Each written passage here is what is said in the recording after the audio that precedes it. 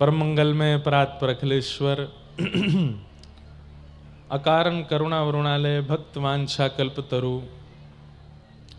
तड़िद्वित विनिंदित पीतांबरधारी श्री बालकृष्ण प्रभु की,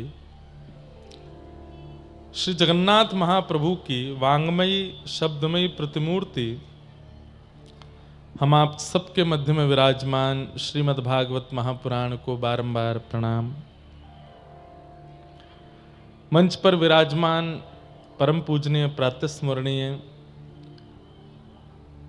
वात्सल्य मूर्ति, ज्ञान मूर्ति, कृपा मूर्ति पूज्य हमारे श्री जीयर स्वामी मठ जगन्नाथपुरी वाले पूज्य महाराज श्री के पावन युगल चरणों में बारंबार प्रणाम। आपकी कृपा से कथाएं तो बहुत जगह होती हैं, परंतु आचार्य चरण बैठकर के श्रवण करें वो कथा वक्ता के लिए भी सार्थक होती है।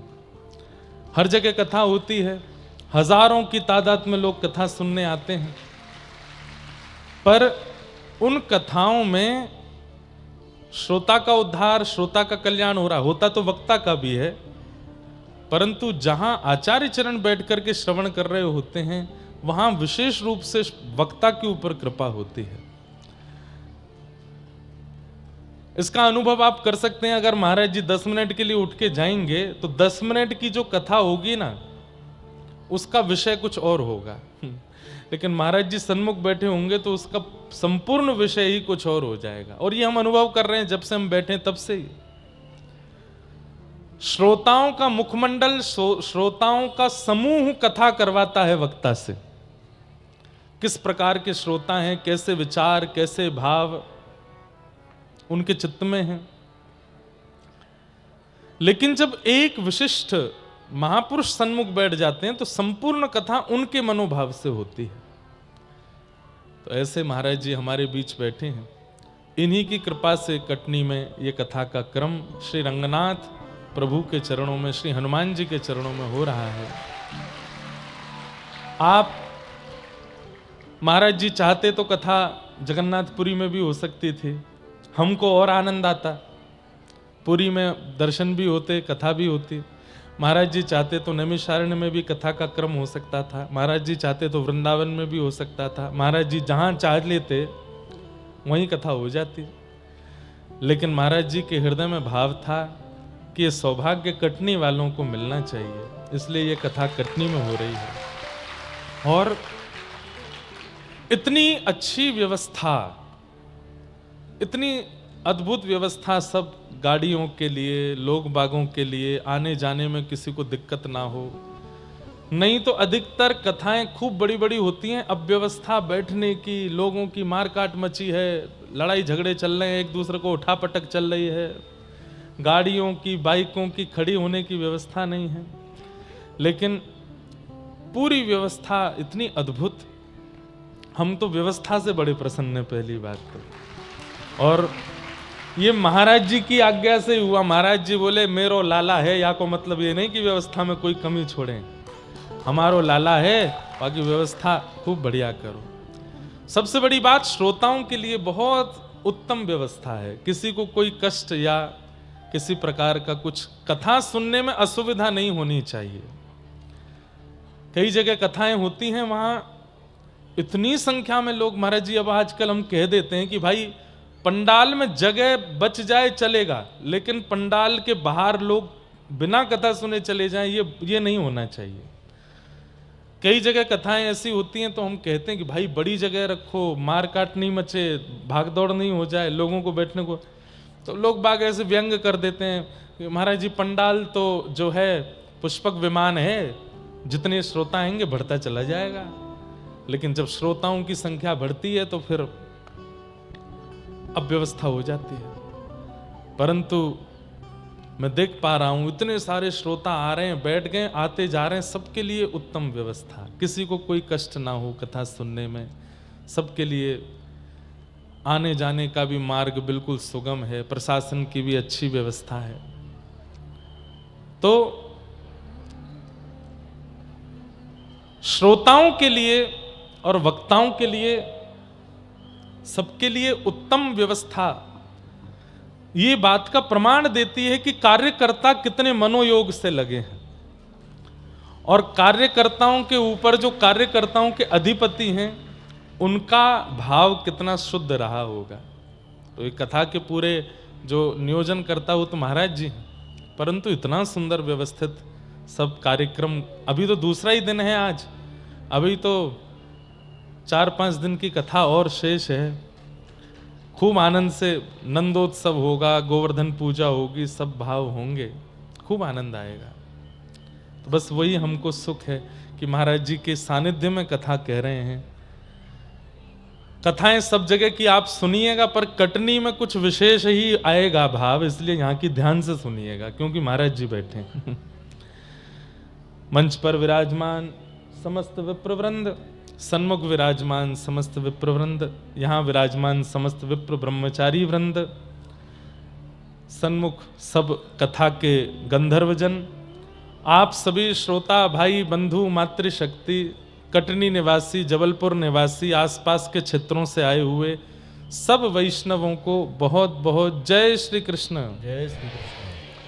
अरे नेक जोड़ते बोलो, जय श्री कृष्ण, जय श्री कृष्ण। जय सिया राम, जय श्री राम। जय श्रीमन नारायण, जय श्री नारायण। जय जय श्री राधे, जय श्री राम। जय जगन्नाथ। जय जगन्नाथ। आज माघ पूर्णिमा का ये पावन दिवस इतना पवित्रतम दिन माना जाता है आज को, कि आज के दिन वैसे तो नित्य ही ठाकुर जी की कृपा दृष्टि सब पे बनी रहती है, पर आज के दिन समस्त देवी देवता सब पृथ्वी याटन करते हैं, पृथ्वी पर भ्रमण करने के लिए आते हैं।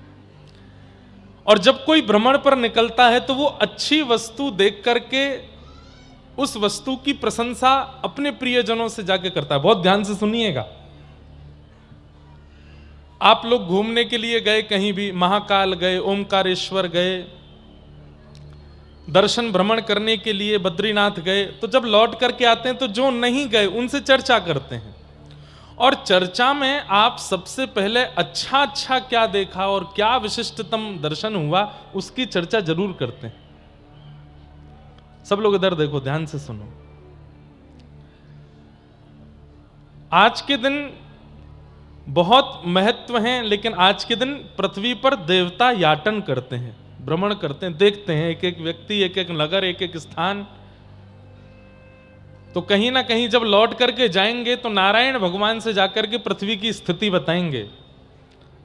यमुना जी में अशुद्धि होती जा रही है, यमुना जी का जल आचमन करने लायक नहीं बचा, ऐसा बोलेंगे। काशी में भीड़ बहुत हो गई है, जगन्नाथपुरी में वैष्णवों को महाप्रसाद खूब भाव से मिल रहा, सब बातें करेंगे। कहीं ना कहीं वे अपनी चर्चा में कटनी का नाम भी ले सकते हैं कि वहां कथा चल रही थी, हम लोग गए थे, हमने देखा था। श्री रंगनाथ प्रभु के पावन सानिध्य में, महाराज जी के सानिध्य में, इतने सारे बटुक ब्राह्मणों के मध्य में, और कटनी में कथा चल रही थी, हम लोगों ने वहां जाके देखा था, इतने सारे वैष्णव आए थे।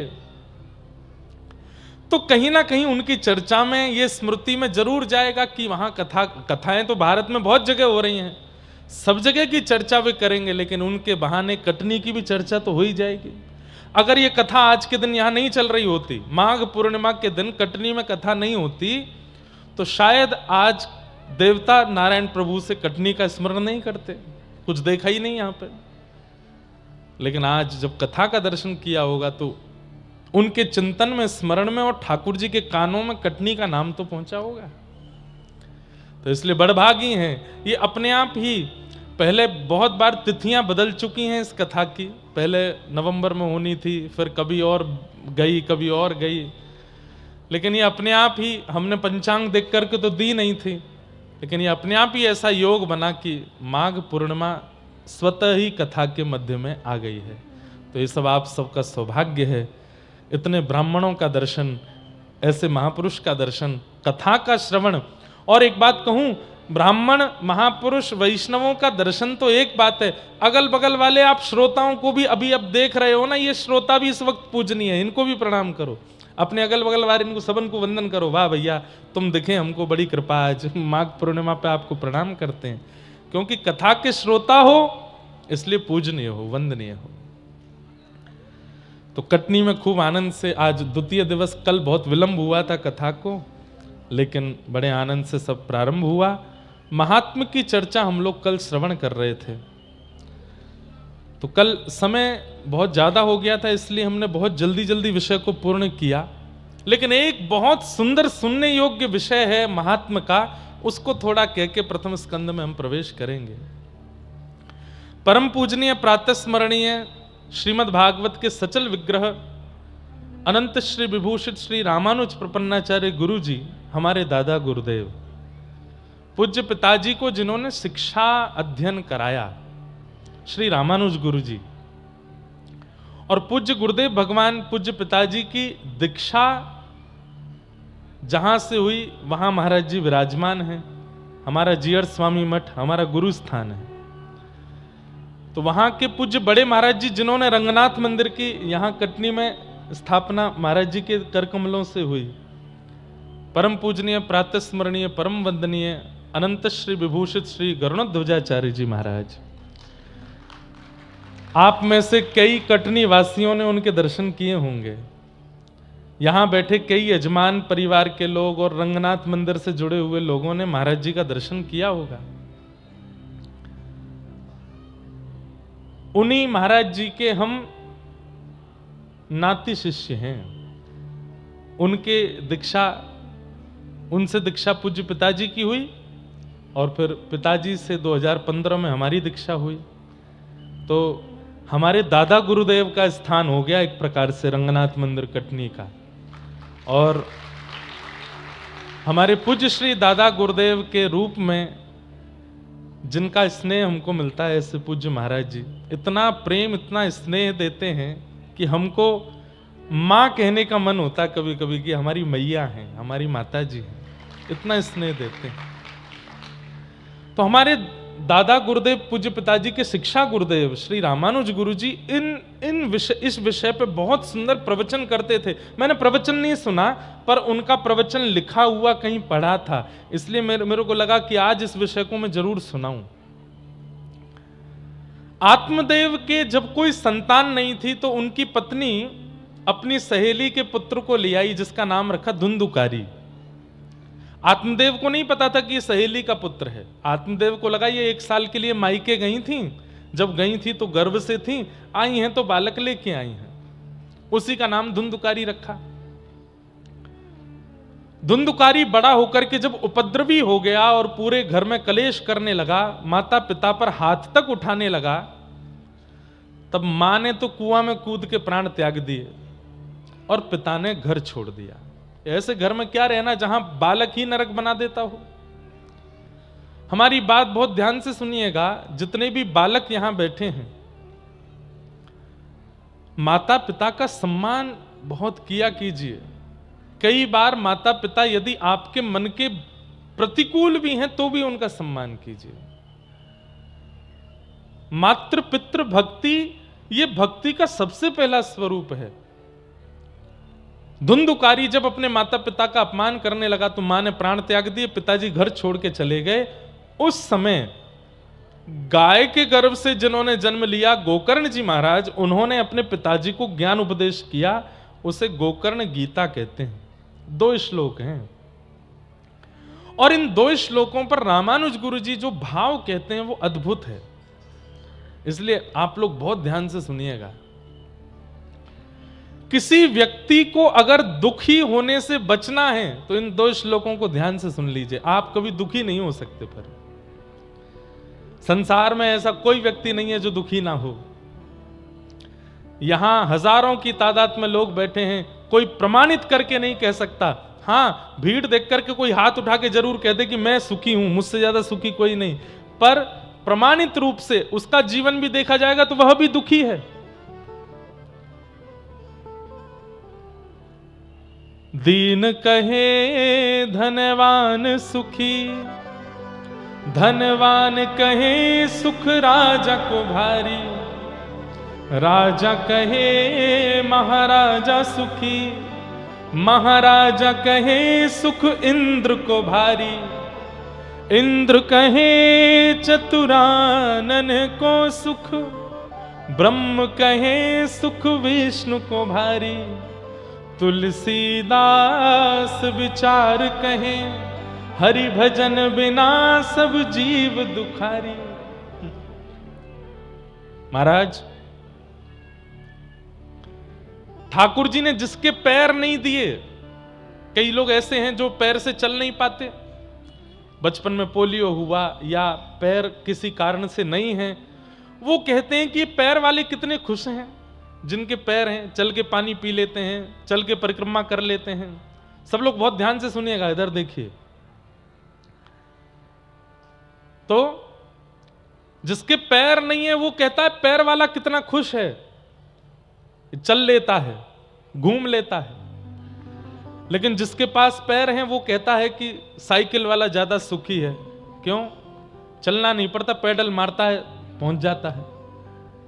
साइकिल वाला कहता है मोटरसाइकिल वाला खुश है, इसको मेहनत नहीं करनी पड़ती, बस घुमाया पहुंच गया। मोटरसाइकिल वाला कहता है गाड़ी वाला खुश है, बढ़िया गाड़ी के अंदर धूप तो नहीं लगती कम से कम। गाड़ी वाला कहता है बड़ी गाड़ी वाला खुश है। क्यों? महंगी गाड़ी है, बड़ी गाड़ी है।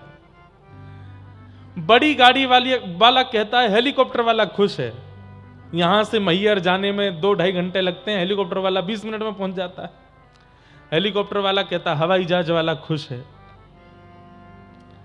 हवाई जहाज वाला कहता बड़े हवाई जहाज वाला खुश है। और सबसे बड़ा हवाई जहाज वाला व्यक्ति वो कहता है कि ये व्यक्ति जिसके 2 पैर नहीं है ये सबसे ज्यादा सुखी है। क्यों? पूरे दिन घर में ही रहता है, कुछ करना तो पड़ता नहीं इसको। हर व्यक्ति को दूसरा व्यक्ति सुखी लगता है, लेकिन वास्तविकता में इस संसार में कोई सुखी नहीं है, सब दुखी हैं। दुखालयम शाश्वतम, श्रीमद् भागवत में पृथ्वी को दुखालय कहा है। यहां सब दुखी हैं। और अगर यहां कोई दुखी नहीं है तो वो एलियन है भैया, कोई और वहां से आ गया है, क्या बोलते हैं उसको, किसी और नक्षत्र ग्रह से आया है, वो इस धरती का नहीं है। लेकिन अगर सुखी है तो वो कौन है? हम राम जी के राम जी हमारे हैं, हम राम जी के राम जी हमारे। जो ऐसा गा रहा है और केवल गा नहीं रहा, बोल नहीं रहा, मान रहा है, वो सबसे सुखी है। हम श्याम जी के श्याम जी हमारे हैं, हम श्याम जी के श्याम जी हमारे, हम राम जी के राम जी हमारे, हम राम जी के राम। वो सबसे ज्यादा सुखी है, उससे ज्यादा सुखी कोई नहीं संसार में। लेकिन फिर भी इस संसार के दुखों से यदि निवृत्त होना है तो उसके यहां पर उदाहरण और कारण बताए गए हैं, बहुत ध्यान से सुनिएगा। देह स्थिमां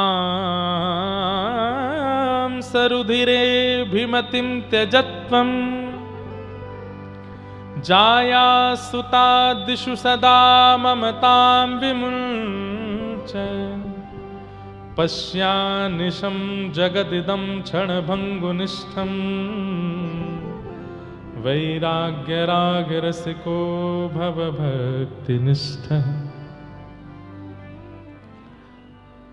संसार में 2 लोग सबसे ज्यादा दुखी हैं।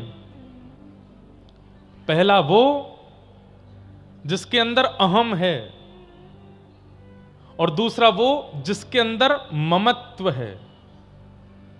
बंधुओं, हम सत्य बोल रहे हैं। 20 मिनट बाद इधर उधर देख लेना, लेकिन 20 मिनट इधर ही देख के कथा सुनो। ये बहुत समझने योग्य विषय है और बहुत दिन बाद मन में आ रहा है, इसलिए मैं कह रहा हूं। 2 ही लोग दुखी और रहते हैं संसार में, अहमत्व जिसके अंदर है और ममत्व जिसके अंदर है।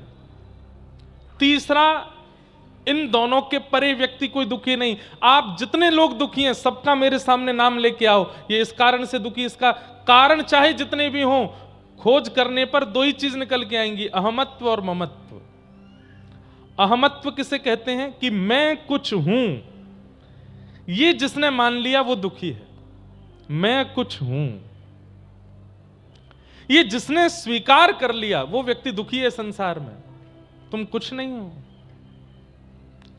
तुम्हारे रहने से, तुम्हारे जाने से, तुम्हारे ना रहने से दुनिया को कोई फर्क नहीं पड़ता। तुम्हारे कुछ अच्छा करने से भी कुछ लोगों को फर्क पड़ा, बाकी दुनिया को इससे कोई फर्क नहीं पड़ता। इसलिए अहम मत करो, आप कुछ भी नहीं हो। और दूसरा दुखी व्यक्ति वो रहता है जिसके चित्त में ममत्व है। ममत्व मतलब ये मेरा है, ये मेरा है, यह भी मेरा है, वो भी मेरा है। तो ये दो ही लोग दुखी हैं, अहमत्व युक्त और ममत्व युक्त। हम सत्य बता रहे हैं, हम वक्ता हैं। आज आप 1000 की तादाद में आ जाओ, लाखों की तादाद में आ जाओ, लेकिन अहमत्व जिस दिन आ गया कि मेरा प्रभाव है, उसी दिन से मैं दुखी हो जाऊंगा ना। हम चित्त में यही भाव रखते हैं कि कल 100 लोग कथा सुनते थे, आज हजारों लोग कथा सुनते हैं। इन दोनों में कृपा है ठाकुर जी की, मेरी योग्यता नहीं है।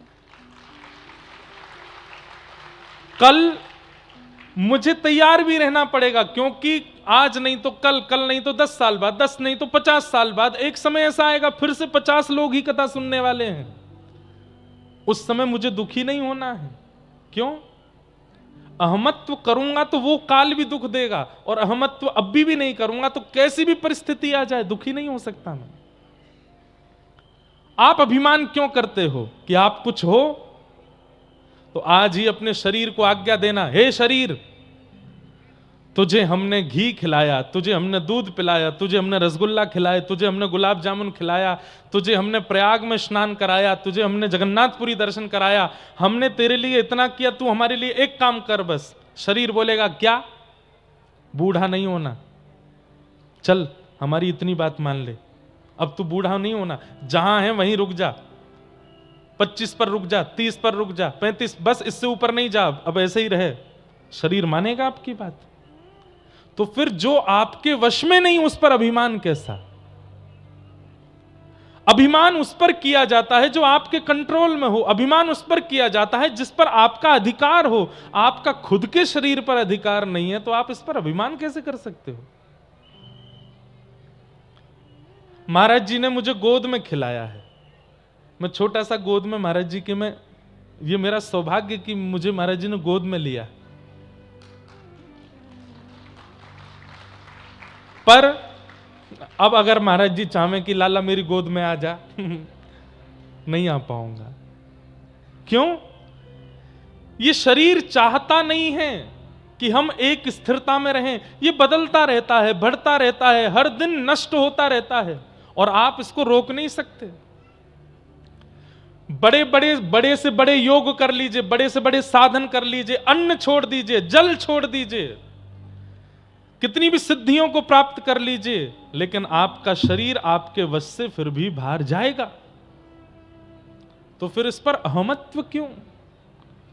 जिस पर मेरा अधिकार हो मैं उस पर अभिमान करूं ना, जिस पर मेरा अधिकार नहीं उस पर मुझे अभिमान क्यों? हमारे पूज्य गुरुदेव भगवान एक पंक्ति गाते हैं कथा में, देने वाले ने दिया वह भी दिया किस शान से, मेरा है यह लेने वाला कह उठा अभिमान से, मैं मेरा यह कहने वाला तन किसी का है दिया, मैं नहीं मेरा नहीं यह धन किसी का है दिया। मैंने एक मोटरसाइकिल खरीदी, 50,000 1 लाख रुपए की मोटरसाइकिल खरीदी। आपने मुझसे मांगी, भैया 5-6 दिन के लिए हमको जरूरत है, हमें आप दे दो। हमने की ले जाओ। 5-6 दिन के लिए आप मेरी बाइक लेकर के गए तो आपको अपने शरीर से भी ज्यादा ध्यान मेरी बाइक का रखना पड़ेगा। भाई मेरी नहीं है, ये किसी और की है। आप अपनी बाइक कितनी भी उड़ाओ, लेकिन मेरी मोटरसाइकिल लेके गए हो तो ब्रेकर आती धीरे चलानी पड़ेगी, भाई किसी और की है, टूट ना जाए। अरे कहां तक कहें, गिरने भी लगोगे तो प्रयास करोगे मेरा पैर टूट जाए, इसकी बाइक को कुछ नहीं हो, मेरी नहीं है उसकी है। यह शरीर भी हमारा नहीं है।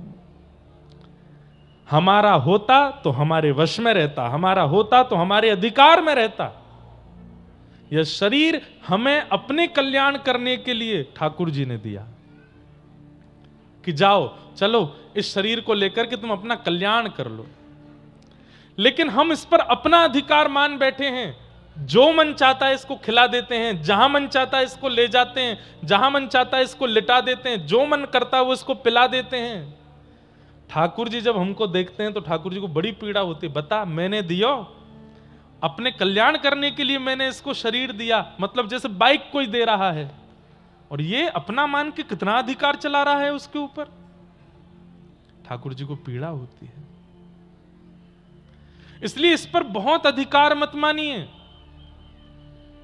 खाना है, पीना है, सोना है, हंसना है, सब कुछ इस शरीर से करना है, परंतु इस बात को नहीं भूलना है कि यह शरीर कल्याण करने के लिए मिला है, ना कि इससे विषय भोग और आदि आदि विषयों को भोगने के लिए मिला है। और सबसे बड़ी बात, अभिमान करने के लिए तो बिल्कुल नहीं मिला है। अहमता, इसका त्याग करो। और अहमत्व के त्याग का प्रारंभ होता है, सम्मान की इच्छा मत रखो तो अहम आएगा ही नहीं। मैं एक बात कहा करता हूं कि सबसे ज्यादा अपमान उसी का होता है जिसको सम्मान की बहुत इच्छा होती है, उसके आए दिन अपमान होते रहते हैं। मेरे बारे में यूं कह दिया, मुझसे यूं कह दिया, मेरे लिए ये कह दिया। हम वक्ता बन गए हैं, 1000 लोग हमारे बारे में भी कुछ भी बोलते रहते हैं, कुछ भी कहते रहते हैं, पर हमारा स्वभाव नहीं सबको प्रत्युत्तर देने का। क्यों? सम्मान की इच्छा ही नहीं है, तो कोई अपमान कितना भी कर दे कोई बोध होगा क्या? नहीं होगा। इसलिए अहमत्व नहीं। और दूसरा, इस शरीर के ममत्व नहीं करना। कोई भी आपका नहीं है, कोई नहीं है आपका। आप दुखी क्यों हो जाते हैं? क्योंकि आप किसी को अपना मान बैठे हैं और वही अपना कुछ कर रहा है, उसकी करनी से आप दुखी होते हैं। दुनिया में 1000 लोग गलत काम कर रहे हैं, आपको बुरा नहीं लगता, लेकिन कोई अपना बुरा कर दे तो बुरा लगता है। क्यों? क्योंकि अपनत्व मान लिया, ममत्व है उसके प्रति। हजारों की तादाद में बच्चे गुटखा खाते हैं, बीड़ी पीते हैं, सिगरेट पीते हैं, आपको दिखते भी हैं लेकिन आपको कुछ नहीं होता। लेकिन अपना कोई कुछ करता दिख जाए तो दुखी हो जाते हैं। क्यों? गलत काम से आप दुखी नहीं हुए, अपना कर रहा है इसलिए दुखी हुए। इसका मतलब क्या है? ममत्व दुख का कारण है, क्रिया दुख का कारण नहीं है। गलत क्रिया से हमको फर्क नहीं पड़ता, लेकिन कोई अपना कर देता है तो हमको फर्क पड़ता है। तो दुख के कारण 2 ही निकल के आते हैं, अहमत्व और ममत्व। इन दोनों का यदि व्यक्ति परित्याग कर दे, उस व्यक्ति से ज्यादा सुखी कोई नहीं संसार में। कितने नाम बताऊं मैं? अजगर ऋषि भागवत में कहते हैं, श्री दत्तात्रेय जी महाराज, दत्तात्रेय जी के प्रसंग में आता है। अब प्रसंग तो बहुत बड़ा है, पड़े रहते हैं आकाश वृत्ति पे। कोई खिला जाए तो खा लेंगे, कोई पहना जाए तो पहन लेंगे, कोई नहला जाए तो नहा लेंगे। अब इतनी ऊंची स्थिति तो हमारी नहीं बनी है, परंतु उनसे ज्यादा प्रसन्न कोई नहीं है संसार में। इसलिए प्रसन्न रहना है, सुखी रहना है, तो 2 बातें जीवन में ले आइए। एक तो अहमत्व, मैं नहीं, मेरा नहीं। ये 2 बातें जब आपके चित्त में आ गई, आपसे ज्यादा सुखी कोई नहीं, आपको कोई दुखी नहीं कर सकता। आप कहेंगे महाराज जी चलिए, मैं नहीं, मेरा नहीं, ये दोनों स्थिति मैंने बना ली, इसके बाद क्या करूं? तब दूसरे श्लोक में कहते हैं, धर्मं भजस्व सततम त्यज लोक धर्मान सेवस्य साधु पुरुषाम जहि काम तृष्णा अन्यश्च दोष गुण चिंतन माशु मुक्त्वा सेवा कथा रस महो नितराम पिबत्वम। मैं नहीं मेरा नहीं, ये दो चीजें चित्त में ले आइए और उसके बाद 5 कर्म अपने जीवन में करना प्रारंभ कर दीजिए। कौन कौन से? सबसे पहला, धर्मम भजस्व। धर्म को भजो। यहां धर्म को भजने का मतलब क्या है? रामो विग्रहवान धर्म। धर्म कौन है? साक्षात राम है, कृष्ण धर्म है, राम धर्म है, नारायण धर्म है। धर्मम भजस्व मतलब राम भजो, कृष्ण भजो, नारायण भजो, सदा उनका भजन करो। और कैसे भजो? बोले सततम। कई लोग मुझे आके बोलते हैं, महाराज जी से भी कहते होंगे, हमारा महाराज जी 2 घंटे का पूजा का नियम है, हम महाराज जी 4 घंटा इतना अनुष्ठान करते हैं, रोज सुबह 5 बजे उठ करके 7-8 बजे तक भजन करते हैं। कोई बड़ी बड़ी चीज नहीं कर रहे आप। आप ये क्यों नहीं कहते कि आप 4 घंटे ठाकुर जी का भजन करते हो, 20 घंटा संसार को भोगते हो? भारी तो फिर भी संसार ही हो गया।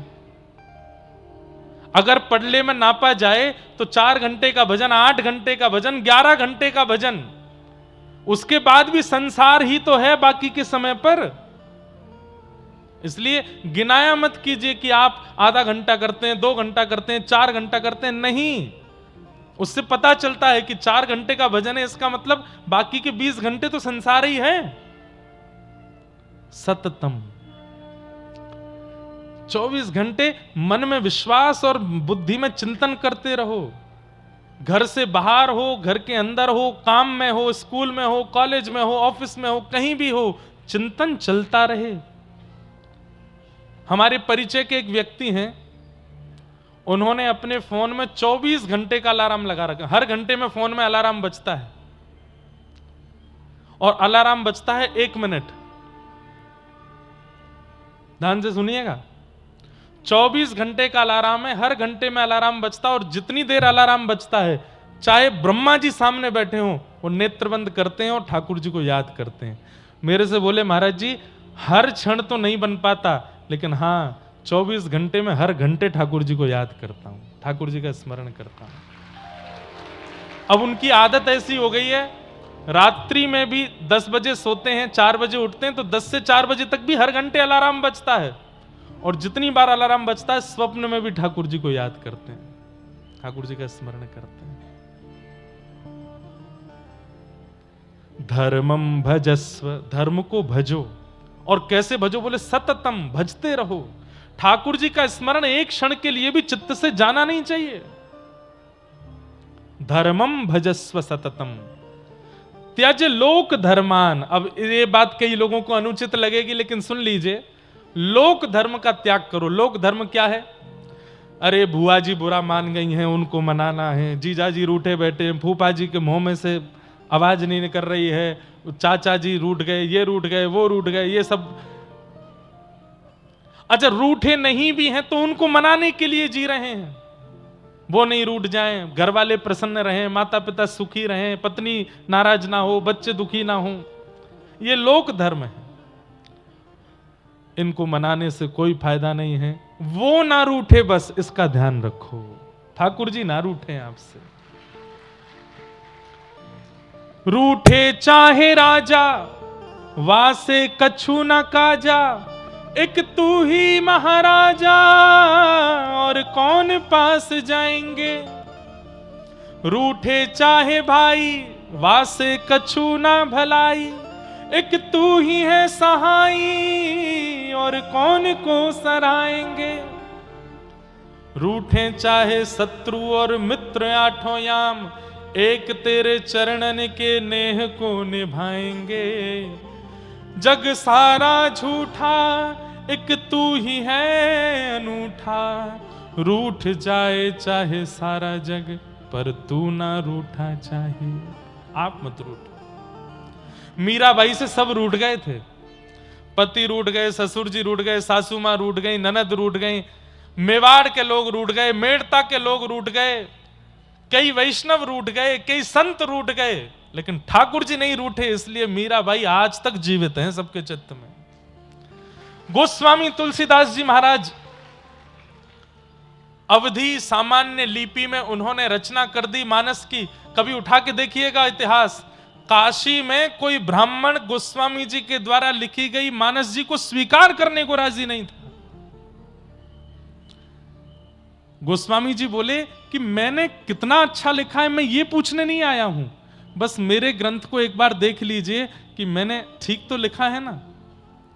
तो लोग बाग पढ़ करके हंस जाते थे, ये कैसी भाषा है, ये कौन सा शब्द है, ये क्या तुमने संस्कृत के जगत में, हिंदी साहित्य के जगत में तुम ये सामान्य लिपि में लिख रहे हो, अवधी भाषा में लिख रहे हो, ग्रामीण भाषा में लिख रहे हो, कोई नहीं पढ़ेगा इसको। आज हर हिंदू वैदिक सनातन धर्मी के घर में भले ही रामायण ना हो, लेकिन पूरी चौपाइयों में से अगर एक चौपाई भी प्रसिद्ध है तो सबको याद तो है, मानस जी सबको स्मरण में।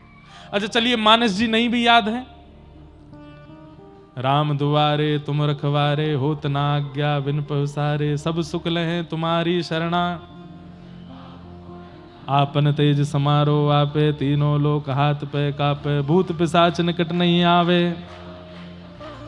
नास है रोग हरे सब पीरा, जपत निरंतर हनुमत बीरा, जय जय जय हनुमान गुसाई, कृपा करो गुरुदेव की नाई, जो सतवार पाठ कर कोई, छूटे बंद महासुख होई, जो यह पढ़े हनुमान चालीसा, तुलसीदास सदा हरि चेरा, की जय नाथ हृदय। जब गोस्वामी जी ये लिख रहे थे तब किसी ने स्वीकार नहीं किया था। आज दो चीजें ऐसी हैं, अगर वो हिंदुओं को याद ना हो तो उनको धिक्कार बोला जाता है। पहला, भारत का राष्ट्रगीत राष्ट्रगान याद ना हो, ध्वजारोहण हो रहा हो और सावधान की अवस्था में मौनी चला रहा हो तो उसको लोग, ए तू मर जा चुल्लू भर पानी में डूब के, हिंदू होकर के तुझको ये सब नहीं आता। और दूसरा, यदि हनुमान चालीसा चल रही तो कई लोग तो यही देखते हैं कौन कौन नहीं बोल रहा है, किसको, ए तुझे हनुमान चालीसा नहीं आती, अरे राम राम राम, तूने क्या कर दिया। आज सबको याद है हनुमान चालीसा, क्यों? क्योंकि जब सब रूठ गए थे गोस्वामी जी से, उस समय भी राघव नहीं रूठे थे, क्योंकि जानते हैं कि ये सत्य है। इसलिए संसार का कोई भरोसा नहीं है भैया, ये कब आपसे रूठ जाए, कब आपसे मान जाए, कब आपका हो जाए, कब आपसे पिछड़ जाए। इसलिए इसको मनाने, रिझाने और रुठाने में मत लगो। ठाकुर जी ना रूठें बस। और ठाकुर जी के रूठने के कुछ मुख्य मुख्य कारण हैं, उनका ध्यान रखना। सबसे पहला कारण, ठाकुर जी कब रूठते हैं? भैया इधर देख लो, कथा सुन लो। ठाकुर जी के रूठने के कुछ मुख्य कारण हैं, उनमें सबसे पहला कारण है कि ठाकुर जी के किसी भी भक्त का आप अपमान मत करो, अपराध मत करो। यदि आपने अपमान कर दिया तो ठाकुर जी रूठ जाएंगे। सबसे विशेष ध्यान रखिए, किसी वैष्णव का, संत का, ऋषि का, महत्पुरुष का, भगवत भक्त का, अरे हम कह रहे हैं कुछ नहीं आता उसको, लेकिन तिलक भी लगाता है, कंठी पहनता है, इतना मात्र भी है, तो भी उसका अपमान मत कीजिए, अपराध मत कीजिए। ठाकुर जी को प्रिय नहीं लगता। ठाकुर जी को वैष्णव अपराध प्रिय नहीं है।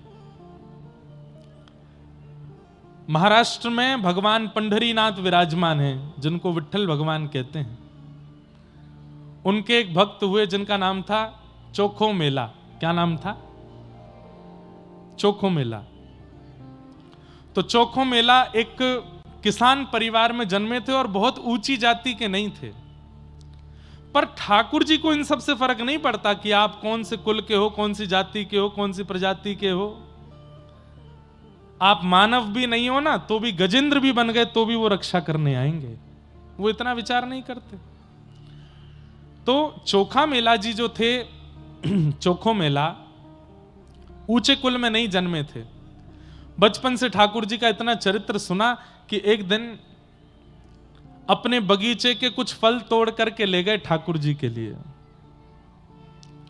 मंदिर में जैसे ही पहुंचे तो ठाकुर जी के सामने अपना झोला खोलने लगे। पुजारियों ने कहा, ए, क्या करते हो, क्या करते हो? मेरे बगीचे के फल हैं, अपने हाथ से तोड़ के लाया, पंढरीनाथ भगवान को खिला देना। पुजारी पहले तो हंसे, बाद में बोले, चल चल निकल यहां से, तेरे हाथ का तो तेरी परछाई पड़ जाए तो उस स्थान पर पानी डालना चाहिए। तेरे हाथ का टूटा हुआ फल हम ठाकुर जी को खिलाएंगे, ले जा इसको। अरे फल तो पवित्र है ना, पृथ्वी तो पवित्र है, पृथ्वी से फल निकले हैं, इनको तो स्वीकार कर ही सकते हो। पुजारियों ने बहुत डांटा फटकारा, नहीं माने, वो भी लग रहे थे कि नहीं पवाओ पवाओ, तो पुजारियों ने बहुत मारा और मार पीट के मंदिर से निकाल दिया और वो निकल जाओ यहां से। चोखा मेला जी रोते रोते वापस चले गए और अपने फल बांध करके ले गए। बोले ठीक है पंढरीनाथ, आप तो अमीरों के देवता हो, अमीर 56 भोग लेके आएंगे तो पालोगे, गरीब यहां पे फल तोड़ के लाया तो आप पिटवा रहे हो पुजारियों से मुझे। दुखी होकर के चोखा मेला जी चले गए। रात्रि के समय अपने आसन पर अपने घर पर बैठे थे। इतने में ही क्या देखा, बड़ी सुंदर कस्तूरी की सुगंध आ रही है, दूर से मणियां जैसी चमक रही हों और सुंदर नूपुरों की आवाज आ रही है, खूब सारे गहने पहने कोई व्यक्ति आ रहा है। और जैसे ही थोड़ा सा प्रकाश हुआ तो क्या देखा, साक्षात पंढरीनाथ भगवान चोखा मेला जी के सामने आ गए। चोखा मेला बोले आप कौन? बोले मुझे भूल गए, मैं विठल पांडुरंग, सुबह आए थे तुम दर्शन करने। हाँ तो सुबह तो मार पीट के भगवा दिया था आपने मुझे, अब क्यों आए हो मेरे घर पे? ठाकुर जी बोले देखो ये पंडा पुजारी लोग हैं ना, ये दिल के बुरे नहीं है, पर इनको कभी कभी लगता है कि कोई म्लेच्छ ना आ जाए, कोई मुस्लिम रूप बदल के ना आ जाए, कोई मंदिर अपवित्र करने ना आ जाए, इसलिए थोड़ी रोक टोक करते हैं। बोले रोक टोक? मारा मुझको? अरे तो इसीलिए तो मैंने भी उसका प्रायश्चित किया, मेरे भक्त को मारा। क्या प्रायश्चित किया? बोले आज मैंने भोजन नहीं किया, सुबह मैंने राजभोग नहीं किया, ब्यारू नहीं किया, कलेऊ नहीं किया। क्यों? मेरा भक्त फल लेके आया, वो मुझे नहीं खिलाया तो मैं भूखा रहा, और जब मंदिर बंद हो गया तो तेरे घर आया हूं खाने, चल अब मुझे खिला दे। चोखा मेला जी के सामने ठाकुर जी बैठ गए, केला खिलाए, अमरूद खिलाए, सेब खिलाए, ठाकुर जी को अपने हाथ से खिला रहे हैं। कुछ फल बच गए तो ठाकुर जी अपनी पीतांबरी आगे करके बोले ये फल दे दो, मैं बांध के ले जाऊंगा। तो चोखा मेला बोले यहीं खा लीजिए। तो ठाकुर जी बोले मैंने भोजन नहीं किया था ना, तो रुक्मणी जी भी भूखी हैं, वो भी भूखी बैठी हैं, तुम्हारे फल ले जाऊंगा तो रुक्मणी जी को खिला दूंगा, उनको भी पवा दूंगा मैं। चोखा मेला जी बड़े प्रसन्न हो गए, फल भर के दे दिए। अब सोचिए ठाकुर जी अपनी पीतांबरी में फल बांध के ले गए रुक्मणी जी के लिए, और मंदिर में जाके रुक्मणी जी को खिलाया। सुबह 4 बजे जैसे ही कपाट खुले मंगला के लिए, तो फल के छिलका पड़े थे गर्भगृह में, सारे फलों के छिलके पड़े। पुजारी सब बोलने लगे ये छिलके भीतर कैसे आ गए? अरे मंदिर तो बंद करके गए थे, चारों तरफ से खिड़कियां लगी थी, ये छिलके अंदर कैसे आए और कौन खा के गया है? तब एक पुजारी बोला अरे कल वो आया था एक चोखा मेला, उसको हमने मंदिर में घुसने नहीं दिया, तो बाहर खड़े होके बड़ी बड़ी अभद्र भाषा बोल करके गया था। हो ना हो अपना बदला लेने के लिए कैसे भी मंदिर में घुस के पूरा मंदिर अपवित्र करने की भावना से खा करके छिलके फेंक दिए। हम मानवों में क्वालिटी है क्या? बिना सच जाने अपने मनगणंत भावों को बनाने की, सबके अंदर है, बना लिया। अब एक भी पंडा पुजारी ये नहीं सोच रहा है कि मंदिर तो खुला नहीं, ताला का सील तो निकला नहीं, वो चोखा मेला अंदर कैसे आया होगा। बोले वो बाद का विषय है, पहले उसको पकड़ के उसकी धुनाई करो। सुबह सुबह 5 बजे सारे पंडा पुजारी पहुंच गए चोखा मेला के घर। सो रहे थे बेचारे बड़े प्रेम से कि ठाकुर जी आए रात को। सुबह उठा के पुजारी जी ने फिर मारा उनको। चोखा मेला बोले अब मैंने क्या किया? बोले तू मंदिर में घुस गया भीतर और वहां फल खा करके छिलका फेंक के आया पांडुरंग के पास। चोखा मेला बोले नहीं नहीं नहीं नहीं, मैं नहीं गया था, पंढरीनाथ मेरे घर आए थे। बोले और मारो इसको, ये बताना चाहता है कि पंढरीनाथ इसके बड़े हैं, इससे भी ये पंढरीनाथ से भी बड़ा, इसके घर आएंगे। अरे हम लोगों को 25-25 30-30 साल सेवा करते हो गए, हमारे तो स्वप्न में भी नहीं आए, तेरे घर आ गए हो। अरे मैं सच बोल रहा हूं, मैं ये हमको नीचा दिखाने के लिए ये सब बातें बोल रहा है, और मारो इसको। इतना मारा। चोखा मेला वहीं बैठे बैठे रोते रोते बोले जय हो पंढरीनाथ, तेरी लीला बड़ी अद्भुत। मैं तो कुछ कर ही नहीं रहा हूं, जबरदस्ती पिटवा रहे हो मुझे। लौट करके पंडा पुजारी सब अपना हाथ अब बढ़िया लगा, बढ़िया बदला लेके आए, उसी ने किया था ये सब। लौट करके जब पुजारी आए तो क्या देखा, मंदिर का मुख्य द्वार बंद, भीतर की किवाड़ बंद, सारी खिड़कियां बंद, सब बंद है। खोलने का प्रयास किया, नहीं खुला। खूब जोर लगाया, हजारों की हजार पंडा पुजारी जोर लगा रहे हैं, लेकिन मंदिर नहीं खुल रहा है। सब प्रयास कर लिए, शाम हो गई, मंदिर जब नहीं खुला तो सब पुजारी समझ गए हमसे कोई अपराध हुआ। घुटने के बल बैठ करके सब कान पकड़ के क्षमा मांग रहे हैं। बोले पंडरीनाथ हमने किया क्या, बताओ तो। ठाकुर जी बोले अब जब तक पृथ्वी प्रलयकालीन समुद्र में नहीं डूब जाएगी तब तक मेरा पंडरीनाथ मंदिर बंद रहेगा। क्यों? क्योंकि तुम सबने मिलके एक मेरे परम वैष्णव भक्त का अपमान किया। अब मैं किसी को दर्शन नहीं दूंगा। सबने खूब प्रयास किए। 2-3 दिन तक ठाकुर जी ने मंदिर नहीं खोला, अंदर से बंद कर लिया। तब पुजारियों ने कहा प्रायश्चित बताइए कि हम क्या करें। ठाकुर जी बोले मेरी सोने की पालकी है, उसको लेकर के जाओ और चोखो मेला को बैठा के नाचते गाते हुए उसको यहां लेके आओ, तब मंदिर खुलेगा। कितना प्रेम करते हैं ठाकुर जी अपने वैष्णवों से, अपने भक्तों से। अरे आप गलती से एक तिलक लगा देते हैं ना, ठाकुर जी के नेत्र सजल हो जाते हैं। अरे ये तो मेरा है गयो, ये तो मौसम प्रेम करे। अरे पति को जैसा श्रृंगार प्रिय लगता है, पत्नी वैसी साड़ी पहन ले या वो प्रिय श्रृंगार कर ले, पति खुश हो जाता है। पत्नी को जैसे अपने बच्चे पसंद हैं वैसे मार्क्स बच्चे लेकर के आ जाएं, वैसे पढ़ाई करके दिखा दें तो मां को प्रसन्नता हो जाती है। ठाकुर जी को वैष्णव भेष, वैष्णव भाव, एकादशी निष्ठा आदि आदि ये सब प्रिय हैं। जब हम एक भी धारण कर लेते हैं ना, ठाकुर जी इतने प्रसन्न हो जाते हैं। और फिर उसको कोई पीड़ा देता है तो ठाकुर जी बहुत पीड़ित हो जाते हैं। इसलिए हमारी प्रार्थना, कभी किसी वैष्णव का अपमान मत कीजिएगा, ठाकुर जी रूठ जाएंगे। दूसरा,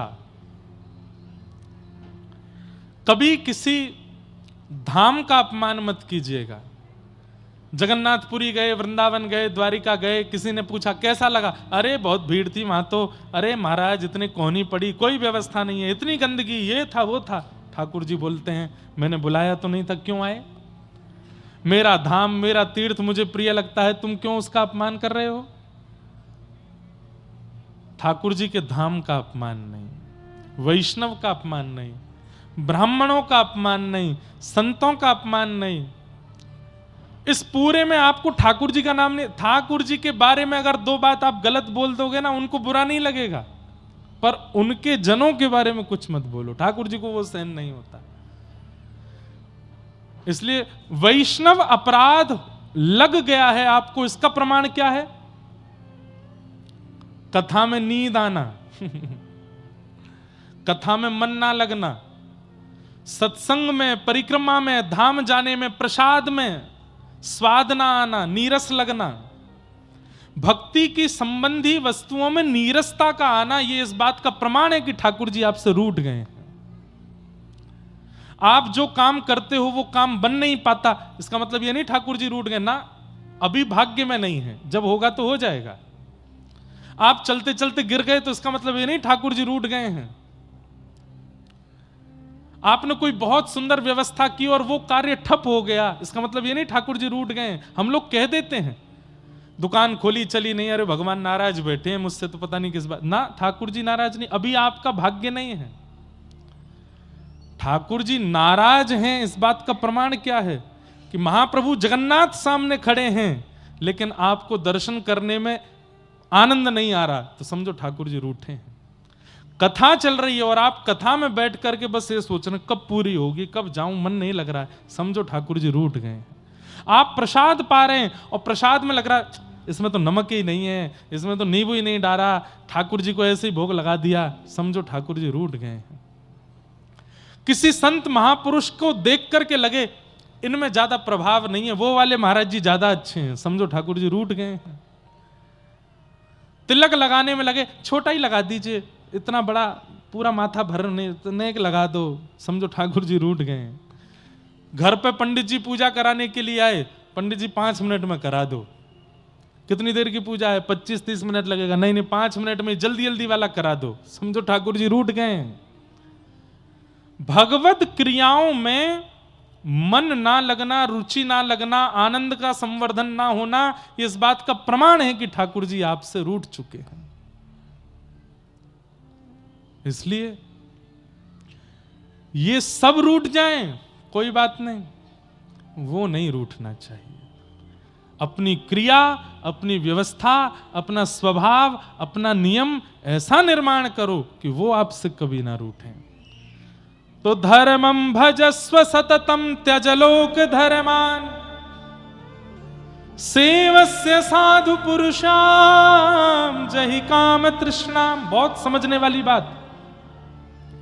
संतों की, साधुओं की, वैष्णवों की सेवा करो तृष्णा रहित होकर के। तृष्णा रहित मतलब, अब कई लोग आज सुबह हमसे मिलने के लिए आए, 2-4 लोग तो प्रणाम करके गए, तीसरे चौथे जो लोग आए वो बैठ गए। अब मैंने कहा ठीक है प्रणाम हो गई, चलो महाराज जी जरा सा ये बता दो। मैंने क्या, पेपर दिया था मैंने, पास होऊंगा कि नहीं? मैंने कहा भैया पहली बात तो ये भविष्य देखना हमसे आता नहीं। दूसरी बात, तुमने पढ़ाई कैसी करी थी खुद से पूछो। अब तुम पढ़े ही नहीं होंगे तो फिर पेपर कोई तंत्र मंत्र से बढ़िया थोड़ी हो जाएगा, जैसे पढ़े होगे वैसा होगा। 4वीं 5वीं माता जी आ गई, वो बोली हमारी बेटी बहुत बीमार रहती है महाराज जी कुछ बताओ। अरे रात में तो मुझे ही बुखार आया था। अब उसका मैं क्या करूं? मुझे भी जुकाम हो गया था, उसका मैं क्या करूं?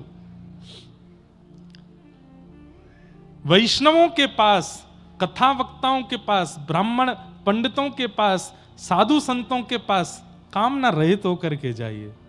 सेवस्य साधु पुरुषाम जहि काम तृष्णाम, किसी कामना से नहीं जाइए। आजकल एक नई कामना और ऐड ऑन हो गई है, वहां जाएंगे तो हम अपनी वीडियो बनवा के सोशल मीडिया पर डालेंगे, 400-500 लाइक बढ़ जाएंगे। ये भी एक कामना है। कई लोग, हजारों लोग मिलने आते हैं, उनमें से 1-2 लोग ऐसे आते हैं प्रणाम करें, मुझे फोटो नहीं खिंचवाना, मुझे बस दर्शन करना था। तो मन कितना खुश होता है, अरे वाह भाई तू बस मिलने आया हमसे। साधु पुरुषों के पास, वैष्णवों के पास, संत जनों के पास सेवा करो तृष्णा रहित होकर के। ये कृपा करके आशीष दें, ये भावना भी चित्त में नहीं आनी चाहिए। ये सेवा का अवसर दे रहे हैं, यही बहुत बड़ी बात है। मुझे कुछ चाहिए नहीं, आप प्रसन्न रहो। और तीसरा गुण बहुत विशेष, अन्यस्य दोष गुण चिंतन माशु मुक्त्वा। बंधुओं एक बात सुनिए, आप धार्मिक हैं, आप अनुष्ठान करते हैं, आप भजन करते हैं, कथा सुनते हैं, परिक्रमा करते हैं, नियम का पालन करते हैं, इन सब का प्रमाण क्या है कि ये धर्म आपको लग रहा है? सब लोग इधर देखो, ध्यान से सुनो, विशेष रूप से आगे वाले लोग ज्यादा ध्यान से सुनो। पीछे वाले तो हमको दिखते नहीं, आगे वाले दिखते हैं, इधर उधर करते हैं, उबासी लेते हैं, तो हमारा मन, मेरा भी होता, मैं भी ले लेता हूं। इसलिए आप लोग ध्यान से सुनो। अन्यस्य दोष गुण चिंतन माशु मुक्त्वा। आपका भजन, आपका साधन, आपका नियम आपको लग रहा है, इसका एक प्रमाण यह भी है कि किसी के लाख दोष बताने पर भी आपको उसमें दोष नहीं दिखता। लाख दोष बता दिए, अरे ये तो ऐसा है, ये तो वैसा है, ये तो ये है। समाज के लोग कुछ भी कह गए, लेकिन वो व्यक्ति जब आपके सामने आया तो आपने उसमें एक भी दोष नहीं देखा। इसका मतलब क्या है? आपका भजन, आपका साधन, आपका नियम इतना पवित्र हो चुका है कि वो जिसको दिखाता है उसको पवित्र ही दिखाता है। अरे वो रावण है जिसके सामने लोकाभिरामम रणरंग धीरम राजीव नेत्रम रघुवंशनाथम साक्षात राघव खड़े हो जाते हैं, तो रावण राम में भी दोष देख लेता है। राम जी में कोई दोष देख सकता है? श्रीमद् वल्लभाचार्य जी महाराज कहते हैं, अधरम मधुरम वदनम मधुरम हसितम मधुरम चलितम मधुरम वेणुर्मधुरो रेणुर्मधुरो मधुराधिपते रखिलम मधुरम। इतने मधुर हैं ठाकुर जी कि वल्लभाचार्य जी कहते हैं कि अमधुर शब्द है ही नहीं ठाकुर जी के जीवन में, इतने मधुर हैं। लेकिन वे ही जब कंस के सामने जाते हैं तो श्रीमद् भागवत कहती हैं, मल्लानां मशनिर्णिनां नरवर स्त्रीणां स्मरो मूर्तीनां गोपानां स्वजनो सतां छितुभुजां शास्त्रा सुपुत्रो शिशु मृत्युर्भोजपतिर्विराट विदुषां तत्त्वं परम योगिनां वृष्णीनां परदेवतेत विदितो रंगम गतः साग्रज। मृत्युर्भोजपतिर्विराट विदुषां, अत्यंत कोमल और आकर्षक श्री कृष्ण वे जब कंस के सामने जाते हैं तो कंस थरथर कांपता है। क्यों? साक्षात लग रहा है कि काल आ गया हो, साक्षात लग रहा है कि महाकाल आ गया हो, साक्षात लग रहा है कि महाकाल का भी कोई श्रेष्ठ हो वो मेरे सामने आ गया हो। जिन कृष्ण को देख के पत्थर पिघल जाते हैं, जिन कृष्ण को देख के गैयाओं के थनों से अपने आप दूध निकलने लगता है, जिन कृष्ण को देख करके यमुना जी स्तब्ध हो जाती हैं, जिन कृष्ण को देख करके जड़ वृक्ष नीचे को झुक जाते हैं, उन कृष्ण को देख करके थरथर कांप रहा है कंस। इसका मतलब क्या है? पापी व्यक्ति, महाघनघोर संसारी व्यक्ति वही है जिसके सामने अत्यंत गुणवान भी आ जाए तो उसमें भी दोष देखे, और गुणवान वही है जो अत्यंत दोषयुक्त व्यक्ति में भी गुण देखे। ईमानदारी से बताइए, हम रंगनाथ भगवान के सामने जाते हैं, उनके सामने जाकर के दर्शन करते हैं, हम लायक हैं उनके सामने खड़े होने के? क्या हमारे कर्म, हमारा विचार, हमारा स्वभाव इतना पवित्र है कि हम उनके सामने खड़े हो सकें? लेकिन फिर भी खड़े हैं। भीतर से पंडित जी, पुजारी जी तीर्थ देते हैं, प्रसाद देते हैं, षटकोप देते हैं। इसका मतलब क्या है? ठाकुर जी की दृष्टि कैसी है? लाख दोष हैं हमारे अंदर, फिर भी हमारा गुण देख करके हमको स्वीकार करते हैं। येनम रक्ष जगन्नाथ बहुजन्मापराधनम, इसने बहुत अपराध किए लेकिन फिर भी उसकी रक्षा करने की जिम्मेवारी ठाकुर जी रखते हैं। सीधी बात, बहुत लंबी चौड़ी बात ना कह के कह दूं, ठाकुर जी का स्वभाव क्या है, देव का स्वभाव क्या है? लाख अवगुण वाले व्यक्ति में भी गुण देख ले वो देव है। और दैत्य का स्वभाव क्या है? अत्यंत गुणवान व्यक्ति में भी अवगुण देख ले, ये दैत्य का स्वभाव है। हम लोगों का स्वभाव कैसा है? कथा सुनकर के जब जाते हैं तो श्रोताजन बात करते जाते हैं, कथा तो बढ़िया थी, बढ़िया कथा थी। तो दूसरी माता जी कहता बढ़िया थी, भजन तो गाए ही नहीं, 2 घंटा बैठे रहे हम, कुछ सुनाया ही नहीं। तीसरी कहेगी नहीं भजन तो नहीं गाए पर कथा तो ठीक ही कर रहे थे। तीसरी बोली नहीं नहीं, उनसे ज्यादा बढ़िया वो वाले व्यास जी थे, वो चुटकुल्ला भी बोलते थे बीच कथा में, हंसी आती थी। दोष जल्दी दिखता है हमको। अरे मैं कथा में बताता हूं, परिवार के लोग जब संबंध देखने जाते हैं अपने बेटा का बेटी का, तो मामा जी गए, पिताजी गए, माता जी गई, साथ में ताई जी गई, 4 लोग गाड़ी में बैठ के जाते हैं, लड़की देखने गए। अब लड़की देख करके जब आएंगे, गाड़ी में बैठते ही सबसे पहली चर्चा गाड़ी चलाने वाले मामा जी पूछेंगे कैसी लगी लड़की? तो पिताजी कहेंगे बढ़िया थी। तो पीछे से माता जी कहेंगे थी तो बढ़िया, पाम बड़े बड़े थे उसके, पट्टे सी लग रही थी हमको तो, पाम पट्टे है क्या? तब दूसरी सहेली बोलेगी पाम बड़े थे, कान भी थोड़े विचित्र थे। तब अरे हमको तो आंखों से थोड़ी सी टेढ़ी मेढ़ी सी लग रही थी। दोष जल्दी देखते हैं हम, और 10 दोष देखने के बाद फिर क्या कहते हैं? अब ठीक है, संसार में सब में दोष तो है ही, पर लेकिन परिवार अच्छा है, पिताजी अच्छे हैं, धनवान है, कर दो ब्याह। हम दोष पहले देखते हैं, गुण बाद में देखते हैं। लेकिन नाम जापक का, वैष्णव का, भक्त का स्वभाव होना चाहिए वो गुण पहले देखे, और जिसने गुण पहले देख लिया वो बाद में दोष देखेगा ही नहीं। गुण देखिए, गुण दर्शन करो, सब में गुण दर्शन। तो अन्यस्य दोष गुण चिंतनमाश मुक्त्वा, उसके बाद अंतिम लक्षण, 5वां लक्षण बताया, सेवा कथा रसमहो नितरां पिबत्वम्। फिर कथा रस का पान करोगे तब कथा चित्त में विराजेगी, समझ आवेगी, आपका उद्धार करने वाली होगी। यह ज्ञान उपदेश प्रदान किया है किसने?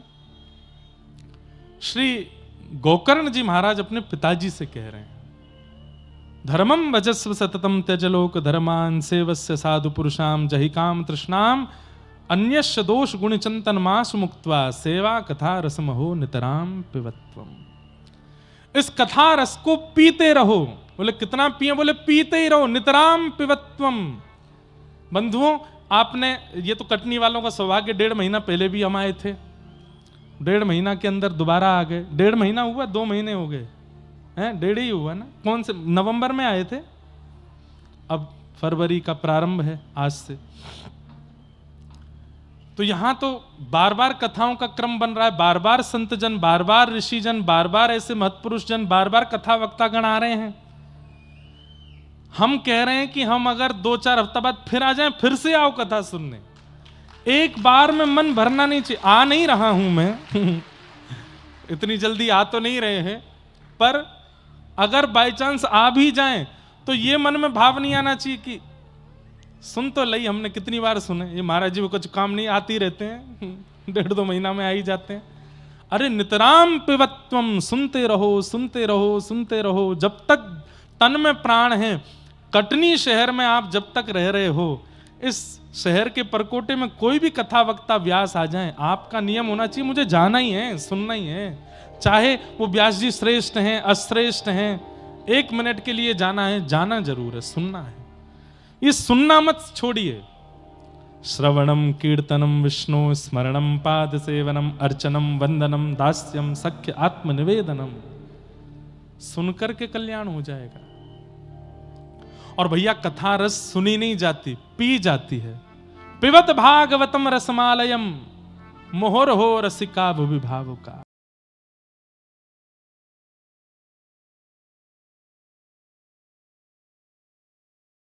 श्री जगन्नाथ महाप्रभु की जय। महाराज जगन्नाथपुरी में सब कुछ महा है। दुनिया में प्रसाद होता है, वहां महाप्रसाद है। दुनिया में समुद्र होता है, पर वहां पर महोदधि है। दुनिया में प्रभु होते हैं, पर वहां महाप्रभु हैं जगन्नाथपुरी में सब कुछ महा है। दुनिया में सब पात्र होते हैं, वहां महापात्र हैं सब कुछ महा है जगन्नाथपुरी में। ऐसे अद्भुत ठाकुर हैं भैया। इस कलिकाल में हम जीवों के यदि वास्तव में कोई नाथ हैं, हम सब अनाथ हैं इस कलिकाल में, हमारे नाथ यदि कोई हैं तो वो महाप्रभु जगन्नाथ है। इस कलयुग में हम सबके प्राण दाता वही हैं, उनको प्रणाम। तो चार्थे स्वविज्ञ स्वराट, ठाकुर जी सब जानते हैं, कुछ बताने की आवश्यकता नहीं है। तेने ब्रह्म हृदय आदि कवये मुह्यन्ति यत्सूरयः। ब्रह्मा आदि देवताओं को भी जो ज्ञान उपदेश करते हैं, बड़े बड़े इंद्र आदि देवताओं को भी जो अपनी लीला पर मोहित कर लेते हैं। यत्र त्रिशर्गो मृषा, जिनकी कृपा से ये सृष्टि जो सत्य नहीं है, अमृष है, सत्य सी प्रतीत होती है पर वो सत्य नहीं है। धामना स्वेन सदा निरस्त कुहकम सत्यम परम धीमहि। ये अमृषा सृष्टि, इसके प्रति असत्यता की भावना और सृष्टि में केवल ठाकुर जी सत्य हैं, ये भावना प्रकट तभी होगी जब आप ये जान लोगे कि ठाकुर जी ही परम सत्य हैं। सत्यम परम धीमहि। ऐसे परम सत्य परमात्मा को हम बारंबार प्रणाम करते हैं, परम सत्य भगवान को वंदन करते हैं। धर्म प्रोजित केतवोत्र परमो निर्मत्सराणाम सताम वैद्यम वास्तवमत्र वस्तु शिवदम तापत्रयोन्मूलनम। श्रीमद्भागवते महामुनि कृते किंबा परैरीश्वर सद्यो हृद्यवरुध्यते त्रिकृतभिः शुश्रूषुभिस्तत्क्षणात्। विषय, अधिकारी, संबंध और प्रयोजन।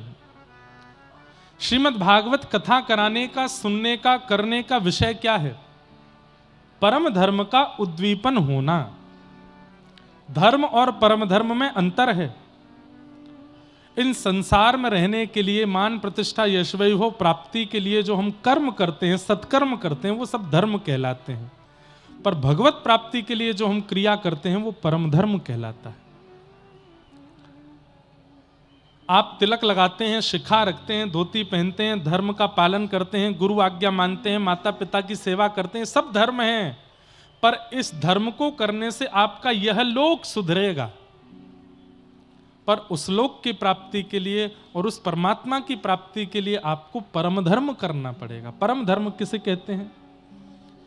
जहां पर शरीर के सुख की कामना नहीं है, आत्म कल्याण की भावना है कि शरीर में विद्यमान जो वो दिव्य चेतना है, वो आत्मा है, उसका उद्धार हो, जैसे भी हो उसका कल्याण हो, ये भावना चित्त में जब आ जाती है तब वह परम धर्म का रूप ले लेता है। हम सब लोग धार्मिक हैं, परम धार्मिक नहीं है। धर्म तो करते हैं पर परम धर्म का विचार नहीं करते। अब देखा जाए, सब मंदिर जाते हैं, सब चंदन लगाते हैं, सब तिलक लगाते हैं, सब हनुमान चालीसा करते हैं, पर अधर्म करते समय बिल्कुल भी घबराते नहीं। इसका मतलब परम धर्म नहीं है चित्त में। श्रीमद् भागवत का विषय क्या है? परम धर्म को प्रकट करना। ध्यानपूर्वक सुनिएगा हमारी बात। धर्म और परम धर्म दोनों में अंतर क्या है? आप परिक्रमा लगाने के लिए गए, गिरिराज जी की परिक्रमा, कामतानाथ जी की परिक्रमा, मैहर देवी माता के दर्शन करने पैदल गए, ये क्या है? धर्म है कि परम धर्म है? ये धर्म है। क्यों? शारीरिक क्रिया है, शरीर से परिक्रमा लगाई जा रही है। लेकिन आप कटनी मध्य प्रदेश में बैठे हैं, नेत्र बंद करके चिंतन करते हैं कि मैं गिरिराज जी में हूं, गिरिराज जी की पावन तलेटी है, पावन रज बिछी हुई है, रसिक जन गिरिराज जी की जय जयकार करते हुए आगे पीछे चल रहे हैं, और मैंने दान घाटी पर प्रणाम करके परिक्रमा प्रारंभ की है। सुंदर मयूर, बानर, कहीं ब्रजवासी, कहीं साधु संत महात्मा दर्शन दे रहे हैं, कहीं भंडारा चल रहा है, कहीं सब लोग मिलकर के संकीर्तन कर रहे हैं। आहा, चलते चलते चलते अब अरे अब तो आने और गांव आ गया। आने और गांव में बढ़िया सुंदर ठाकुर जी की झांकी है। आने और गांव से थोड़े आगे निकले, अब पूछरी के लौठा आ गए। पूछरी के लौठा की जय हो, प्रणाम कर लिया। अब यहां से आगे चले, अब तो जतीपुरा आया है। आहा, जतीपुरा में लस्सी पियेंगे, थोड़ी सी लस्सी पी ली महाराज। जतीपुरा में प्रणाम कियो, प्रणाम करके चले। थक गए हैं, तोरे पामों में दर्द हो रहा, नेक बैठ जाते, बैठ गए हैं। व्रजरज को माथे से लगा रहे हैं, थोड़े और आगे चले। बड़ी परिक्रमा पूरी हो गई, प्रणाम करके छोटी परिक्रमा में प्रवेश कर गए हैं। चलते चलते महाराज सुंदर दिव्य दर्शन हो रहे हैं। अब आगे चले तो यहाँ पर उद्धव कुंड आ गया, कृष्ण कुंड आ गया, राधा कुंड आ गया। सब जगह प्रणाम करते हुए हम आगे अरे भैया आप तो थक गए, चलो नहीं जा रहे, बड़े हाँप रहे हैं। आहा, अब तो मुकुट मुखार बिंद आ गया, कुसुम सरोवर आ गया। दान घाटी आते ही परिक्रमा विश्राम, ये परम धर्म है। मानसिक तीर्थ याटन करना। आप कहोगे महाराज जी इसको आप ये भी तो कह सकते हो कि वो जीव आलसी है, चल के जाना नहीं चाहता इसलिए मन से कर रहा है। नहीं, मन से करने वाला व्यक्ति आत्मा को भ्रमण कराता है, आत्मा की तीर्थ यात्रा कराता है और आत्मा को भगवत सन्निधि दिलाता है। यही तो परम धर्म है। अब शरीर से गए गिरिराज जी, पर मन डोल लो जबलपुर में। शरीर से तो गोवर्धन नाथ जी की परिक्रमा कर रहे हैं, पर बात कर रहे हैं भैया आपके बीजेपी आवेगी, कौन आवेगो। शरीर से तो तिरुपति बालाजी दर्शन करने के लिए गए, पर मन में चर्चा चल रही है कि घर में क्या चल रहा होगा, क्या विषय होगा, क्या भाव होगा, क्या वार्ता होगी, आदि आदि। वो धर्म तक सीमित रह जाता है क्योंकि मन वहां नहीं लगा। पर शरीर आपका कटनी में, शरीर आपका जबलपुर में, शरीर आपका मैहर में, शरीर आपका सतना में, शरीर आपका कहीं और है, पर मन से एक दिन पता है कैसा आएगा। यही मानसिक चिंतन करते करते करते ऐसा होगा, आप बैठे कटनी में होंगे लेकिन गिरिराज जी में जो हो रहा होगा आपको यहीं बैठे बैठे अनुभव होने लग जाएगा। ये चमत्कार नहीं होगा। रैदास जी के चरित्र में मैंने पढ़ा है कि रैदास जी अपने ठाकुर जी को तीर्थ यात्रा कराते थे, लेकिन रैदास जी को लगा बड़ा श्रम हो जाता है, अब तीर्थों में नहीं जाएंगे, घर पर ही सेवा करेंगे। तो एक दिन ठाकुर जी स्वप्न में बोले, हे रे रैदास, अब तू हमको तीर्थ यात्रा नहीं कराते।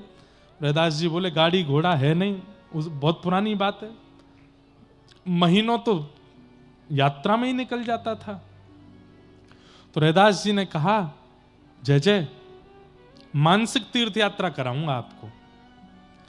और रैदास जी अपने ठाकुर जी का नित्य श्रृंगार करते, और श्रृंगार के बाद नेत्र बंद करके, चलो जय जय, आज आपको जगन्नाथपुरी के दर्शन कराऊं। आहा, देखो नील चक्र है, नीलाचल धाम है, हरि हरि बोलो कह करके सब उड़िया भक्त चल रहे हैं। महाप्रभु जगन्नाथ जी कितने सुंदर लग रहे हैं, सुभद्रा जी कितनी अच्छी लग रही हैं, बलभद्र जी कितने प्यारे लग रहे हैं, चलो जय जय महाप्रसाद पालें।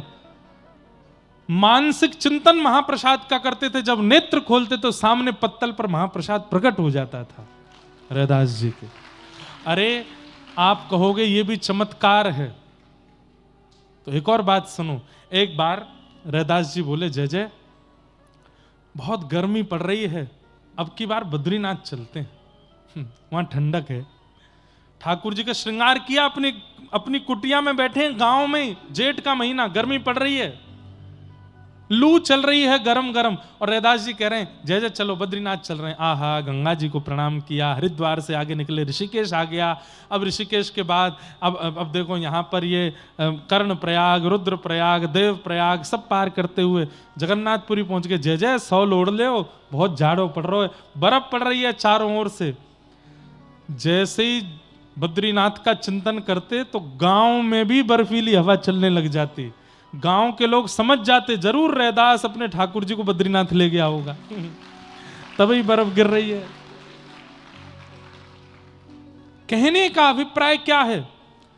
तन से जो आप कर रहे हैं वो धर्म है, पर मन जहां लगा है वो परम धर्म है। व्यक्ति तन से तो धर्म कर लेता है, क्योंकि आजकल सोशल मीडिया का टाइम है, फोटो खिंच जाती है, वीडियो बन जाती है, आप जैसा अपना स्वरूप दिखाना चाहो वहां दिखा सकते हो। मन से होना चाहिए।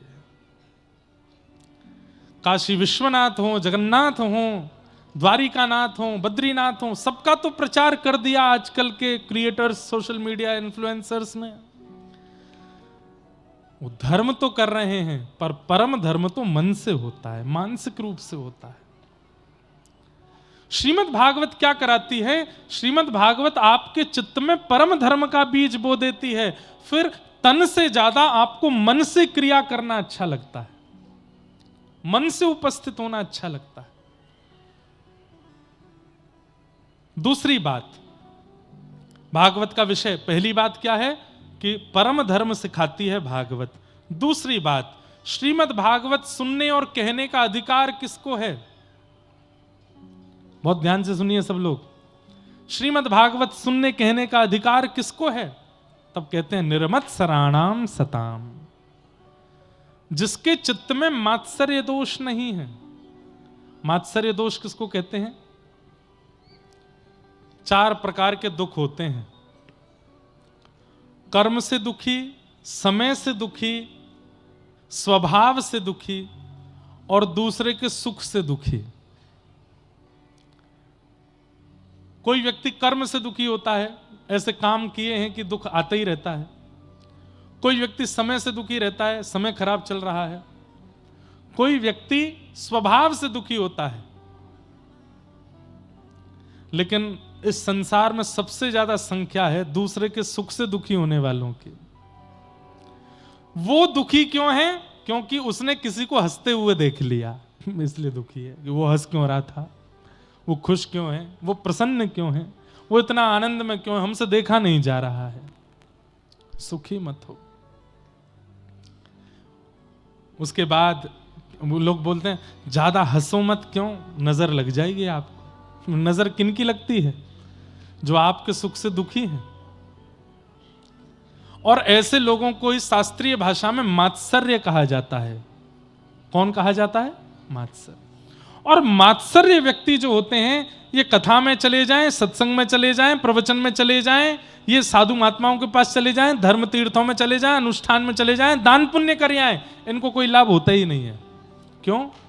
ये दूसरे से ईर्ष्या में है। मात्सर्य। मैं तो एक बात कहता हूं कथा में, कि जिस दिन आपका मात्सर्य आपके चित्त से निकल जाए, समझ जाइए कि अब ठाकुर जी आपको देख रहे हैं, उनकी दृष्टि में आप आ गए हो, इसलिए आपके चित्त में मात्सर्य नहीं है। दूसरे की प्रशंसा से दुखी होने वाले लोग निर्मत्सराणाम सताम वैद्यं वास्तवमत्र वस्तु शिवदम तापत्रयोन्मूलनम।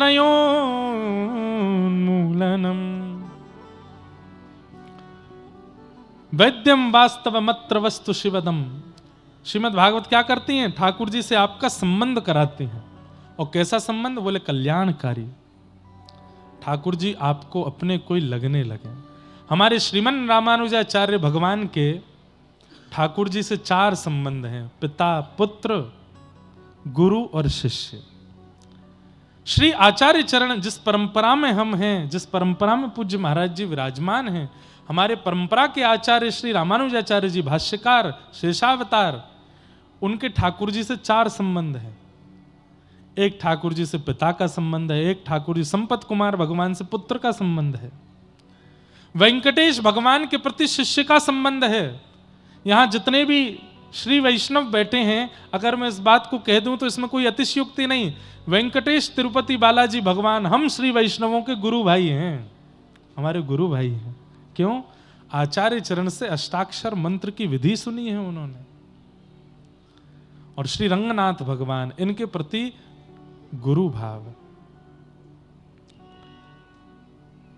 शिष्य, गुरु, पुत्र और पिता, ये 4 संबंध ठाकुर जी से हैं आचार्य चरण के।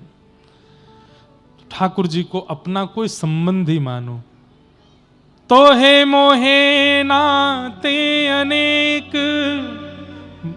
मानिए जो भावे।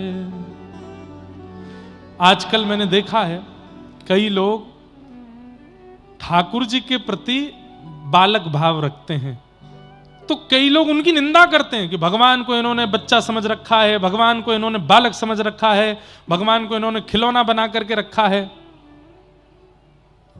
हमारी प्रार्थना, आप दुखी मत होइएगा। ये निंदा आज से नहीं चल रही है, मीराबाई के समय से चलती आई है। मीराबाई को लोग टोकते थे, रोकते थे। ठाकुर जी को पति बोलती है, मेरे तो गिरधर गोपाल दूसरों न कोई, जाके सिर मोर मुकुट मेरो पति सोई। मेरे तो गिरधर गोपाल दूसरों न कोई। मीराबाई ठाकुर जी को अपना पति मानती। कितने लोग मीराबाई की निंदा करते थे, ठाकुर जी को अपना पति मानती है। अरे तू इतनी पवित्र है, तू इतने अच्छे कुल में जन्मी है कि ठाकुर जी तुझे अपनी पत्नी माने, तू ठाकुर जी को पति माने। संसार बोलता रहा और अंत तो गत्वा द्वारिकाधीश ने मीराबाई को स्वीकार किया। पति बनकर के आए, बीण बनकर के आए, दुल्हा बनकर के आए ठाकुर जी, और मीराबाई को ले गए अपने साथ। प्रसिद्ध कथा है, थोड़ी सी सुना देता हूं। मीराबाई ठाकुर जी को पति मानती थी, अपना परिवार छोड़ा, ब्याह किया भोजराज के साथ, फिर मेवाड़ छोड़ा, वृंदावन आ गई, वृंदावन छोड़ा, द्वारिका चली गई। जब द्वारिका में जाके मीराबाई रहने लगी तो वहां मेवाड़ में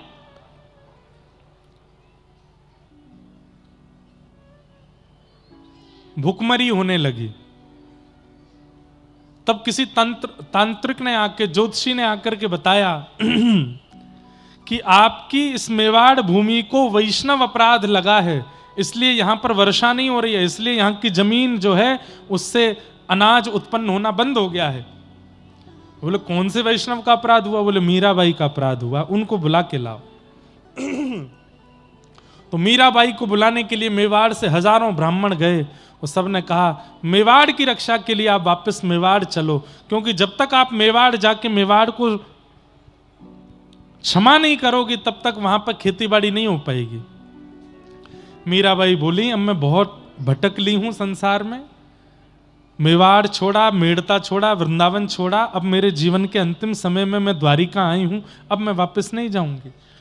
तो ब्राह्मण बोले, मेवाड़ में लोग भूखे मर रहे हैं, प्यासे मर रहे हैं, मीराबाई उनका विचार करो, तुम्हारे जाने से अगर घर में रोटी बनने लगे, पानी मिल जाए लोगों को, तो नहीं जाओगी। तो मीराबाई बड़े संशय में आ गई, क्या करूं।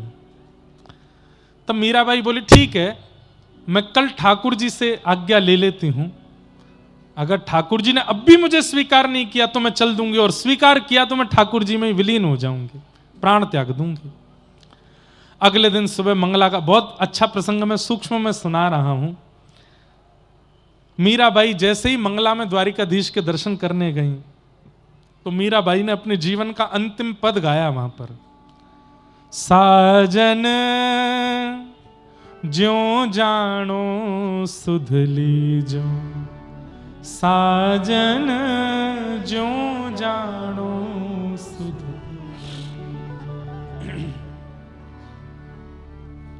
मीरा के प्रभु गिरधर नागर, मीरा के प्रभु मिल बिछुड़न मत दीजे,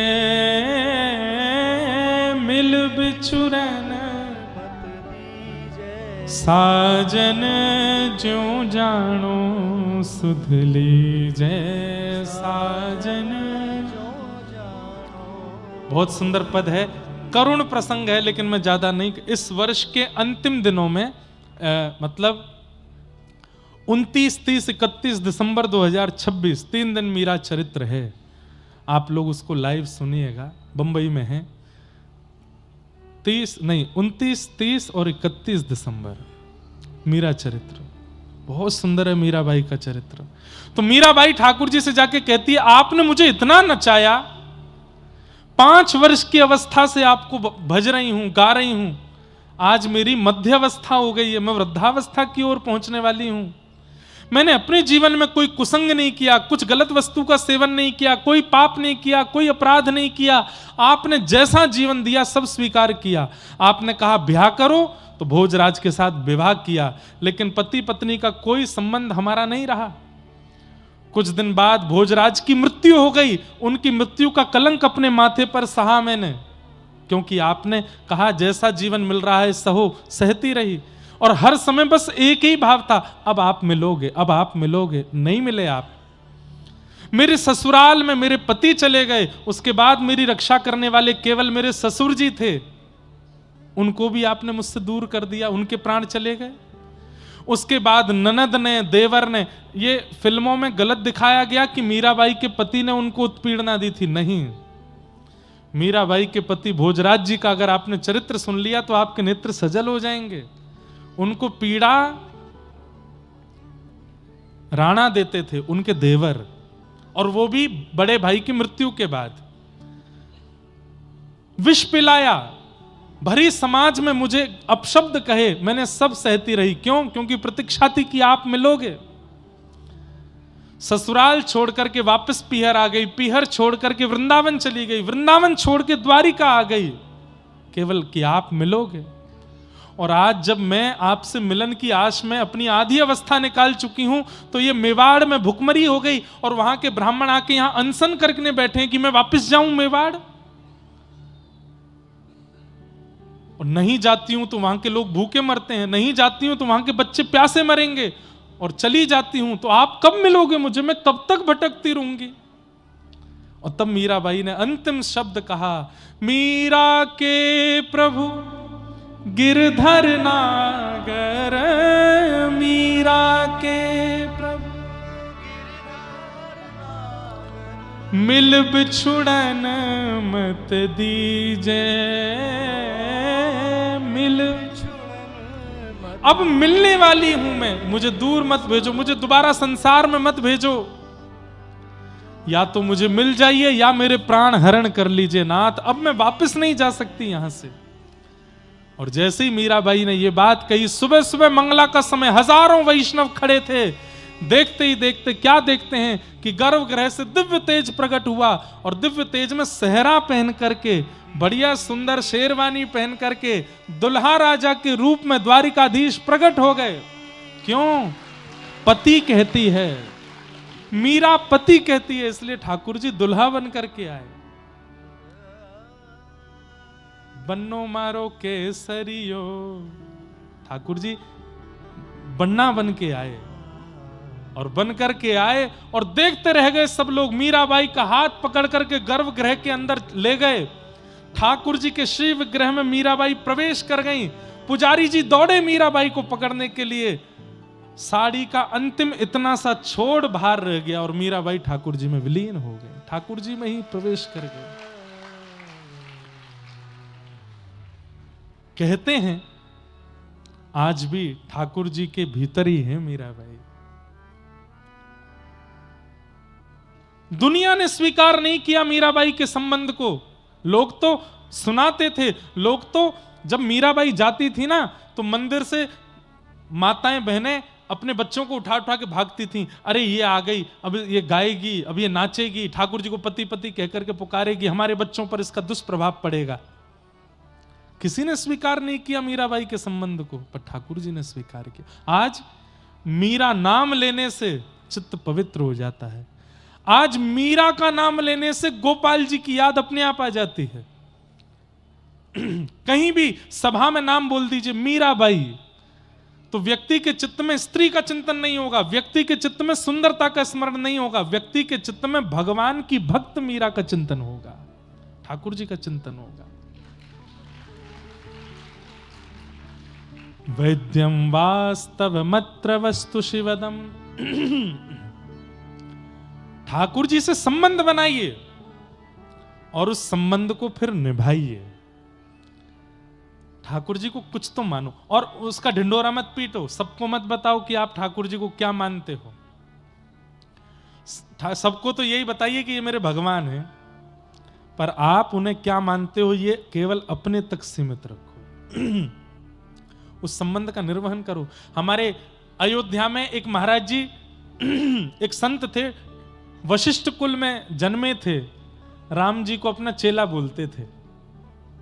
इसी कलिकाल में बोले मैं वशिष्ठ कुल में जन्मा हूं, इस नाते से राम जी मेरे शिष्य हैं। तो इस बात की प्रसिद्धि है कि राम जी भी उनको गुरु मानते थे अपना। राम जी की सवारी निकलती थी तो पर्टिकुलर अयोध्या का एक स्थान था, वहां पे राम जी की पाग अपने आप नीचे गिर जाती। सब पंडा पुजारी बोले पूरी यात्रा अच्छे से होती है, यहां पे पगड़ी क्यों गिर जाती है? तो वो घर जो था उन्हीं वशिष्ठ कुल वाले गुरुजी का था। वो निकल करके बोले मैं बताऊं? बोले क्या? मैं इनको अपना शिष्य मानता हूं। तो जब भी पालकी यहां से निकलती है तो ये कहते हैं कि गुरुजी अब मैं क्या बताऊं, आपके सामने पालकी पर नहीं बैठना चाहिए, पर ये सब भक्तजन मुझे पालकी पर बैठा रहे हैं, लेकिन फिर भी आपके सम्मान में पगड़ी उतार देता हूं कि मेरे गुरुदेव का घर है, यहां मैं पगड़ी पहन के नहीं निकलूंगा। लोग बागों ने फिर भी नहीं माना उनकी बात को। लोग बाग बोले तुम झूठ बोलते हो। अरे ठाकुर जी को अपना शिष्य बोलते हो? भरी सभा में प्रस्ताव किया कि माला तैयार करो, और ठाकुर जी ने अगर तुम्हारे गले की उतरी हुई माला पहन ली तो हम मान जाएंगे कि ठाकुर जी भी तुमको गुरु मानते हैं। अपनी गले की माला आप अपने से बड़े को नहीं पहना सकते, अपराध लगता है। गुरु जी ने माला पहनी, हजारों संत इकट्ठे थे, हाथ जोड़ करके कहने ले राघव चेला, हे मेरे लाला, देखो दुनिया नहीं जानती कि मैं तुम्हारा गुरु हूं, पर मैं जानता हूं कि तुम मेरे शिष्य हो। अपने गुरु की लाज रखना, झुक करके माला पहन लेना। श्री रघुनाथ जी की मूर्ति धनुष बाण हाथ में लिए, जैसे ही गुरु जी ने माला उतारी, देखते ही देखते सबके सामने राम जी की प्रतिमा नीचे झुक गई और माला स्वीकार कर ली। हाँ ये मेरे गुरु हैं। इसका मतलब भैया कई आजकल अराजक तत्व बहुत हो गए संसार में, कोई यहां से सुन करके जाके चेला ही मत मान लेना राम जी को, मैं भी आपको चेला ही मानता हूं ना। ठाकुर जी से ऐसा संबंध बनाओ जिसमें प्रेम कर सको, जिसमें स्नेह कर सको। मेरे हिसाब से अगर मुझसे पूछो कि ठाकुर जी से सबसे बढ़िया संबंध क्या बनाना चाहिए, तो दो संबंध हैं। या तो ठाकुर जी को गुरु मानो या ठाकुर जी को सखा मानो। आपको बिगड़ी हुई स्थिति में संभालने ये दो ही लोग आ सकते हैं, या तो गुरु या फिर सखा। कितनी भी जीवन में परिस्थिति बिगड़ी हो, सखा बगल में बैठा है तो चिंता कम हो जाती है, और कितनी भी जीवन में स्थिति भयावह हो गई हो, गुरु जी सामने बैठे हैं तो जीवन में शांति आती है। ठाकुर जी को या तो गुरु मानो या फिर सखा मानो, क्योंकि इनके अलावा जो संबंध है वो निभाने की पवित्रता हम लोगों में नहीं है। इसलिए ठाकुर जी को गुरु मानो या शिष्य मानो। वैद्यम वास्तवमत्र वस्तु शिवदम। श्रीमद् भागवत जी उस संबंध को पुष्ट कैसे करना है ये सिखाती। आज संबंध सोच लीजिए ठाकुर जी को आप क्या मानते हो, और पूरी कथा सुनिए। 7 दिन में उस संबंध को निभाना कैसे ये कथा आपको सिखा देगी। श्रीमद् भागवते महामुनि कृते किंबा परैरीश्वरः सद्यो हृद्यवरुध्य तित्रकृत भी शुश्रूषुभिस्तत्क्षणात्। श्रीमद् भागवत की कथा को नित्य सुनो, जिसके सुनने के मात्र से चित्त में हरि प्रकट हो जाते हैं। तापत्रयोन्मूलनम। ठाकुर जी की कथा, ठाकुर जी का दर्शन 3 प्रकार के तापों का उन्मूलन करती है। ताप किसे कहते हैं? कष्ट। हमारे जीवन में 3 ही कष्ट हैं, आदि दैविक, आदि भौतिक, आध्यात्मिक। कोई व्यक्ति शरीर का रोगी है, कोई व्यक्ति बुद्धि का रोगी है, कोई व्यक्ति धन का रोगी है, कोई व्यक्ति संबंध का रोगी है। ये सारे रोग, सारे कष्ट इन 3 में ही आते हैं, आदि दैविक, आदि भौतिक, आध्यात्मिक। और इन तीनों तापों का उपशमन करते हैं ठाकुर जी। अच्छा, एक बात बहुत ध्यान से सुनिएगा, सब लोग हमारी ओर देखो, बहुत ध्यान से सुनो। कई लोगों को लगता है 6 बज गए, उठ के चलो। अरे जब तक व्यास जी बैठे हैं तब तक बैठे रहो, उठ के जाओगे तो फिर अपराध लगेगा। क्लास टीचर बैठा हो और बीच में ही स्टूडेंट्स उठ के जाने लगे तो टीचर क्या करेगा? दंड देता है, मार्क्स कम कर देता है। इसलिए जब तक कथा चल रही है, भले ही समय पूर्ण हो जाए, हम आए भी तो 20 मिनट लेट थे, इसलिए कम से कम 20 मिनट ज्यादा तो सुन के जाओ, सुन के जाओ। और एक बात बोलें, कथा समय से पूरी हो जाए तो समझना हम आए थे और व्यास जी आए थे, और कथा समय से ऊपर चली जाए तो समझना ठाकुर जी आए थे आज कथा में। इसीलिए समय से ऊपर जा रही है, मजा आ रहा है, आनंद आ रहा है कथा सुनने में। सुनो, क्या बता रहा था मैं? कथा सुनने वाले, तिलक लगाने वाले, शिखा धारण करने वाले, धोती पहनने वाले, नित्य भगवान का आराधन करने वाले, अर्चना करने वाले, भक्ति भजन, भक्ति पथ पर चलने वालों के जीवन में कष्ट नहीं आता, ये बात बिल्कुल झूठी है। कष्ट सबके जीवन में आता है। प्रभु श्री राम और कृष्ण ने प्रकट होकर के मुझे और आपको एक संकेत दिया कि भाई हमारे जीवन को देख के देख लो, हम भगवान हैं तो इतनी पीड़ादायी लीला पे अपना जीवन जी रहे हैं, तुम तो मानव हो। राम जी कह रहे हैं कि मैं परमात्मा हूं, फिर भी मुझे 14 वर्ष का वन मिल रहा है, तुम तो इंसान हो। भगवान श्री कृष्ण कह रहे हैं मैं परमात्मा हूं तो भी मुझे चोर बोलने में, तो भी मुझे छलिया बोलने में, तो भी मुझे अलग अलग संबोधनों से पुकारने में लोगों को लज्जा नहीं होती। तुम तो इंसान हो, तुमको यदि कुछ अपशब्द बोल देते हैं तो बुरा क्यों मान रहे हो? इसलिए ठाकुर जी के अवतार से इतना समझ लीजिए कि भैया इस संसार में दुख आएगा आएगा आएगा, तुम भक्ति करो चाहे मत करो, आएगा। पर भक्ति करने से क्या होगा ये सुन लीजिए। खांसी तो होगी, जुखाम तो होगा, बुखार तो आएगा, लेकिन रसायन पीते रहोगे, समय समय पर ये आयुर्वेदिक औषधियां लेते रहोगे, तो बुखार आएगा तो सही, पर उतना भयावह नहीं आएगा जितना भयावह सामान्य को आता है। ठीक वैसे ही कृष्ण नाम लेने वाले, नारायण नाम लेने वाले, राम नाम लेने वाले, राधा नाम रटने वाले, हरि नाम गाने वालों के जीवन में कष्ट तो आता है, पर उनको इतना तोड़ता नहीं है जितना संसारी लोगों को तोड़ देता है। या फिर ऐसा कहो, कष्ट तोड़ने में कसर छोड़ता नहीं, लेकिन आप नाम से इतने मजबूत हो चुके हो कि आप टूटते नहीं हो, ये बात कह लो। भैया भक्ति करने के बाद जीवन में कष्ट नहीं आएगा, ये मिथ्या बात है। बल्कि ऐसा कह दो कि भक्ति करने के बाद में कष्ट से जूझना सीख जाते हो, लड़ना सीख जाते हो आप। अब किसी को बंदूक ही पकड़नी नहीं आती, तुम उसको बॉर्डर पे भेज दो, क्या होगा? वो एक बम गिरते ही भागेगा माई बाप नाम लेके, अरे बचाओ बचाओ बचाओ। लेकिन जिसको बंदूक से लड़ना आता है, भले ही अपनी छाती पर गोली खाने के लिए तैयार रहेगा वो जवान, लेकिन कम से कम 10 को उड़ा करके जाएगा, नष्ट करके जाएगा। जूझना आ जाता है भक्तों को।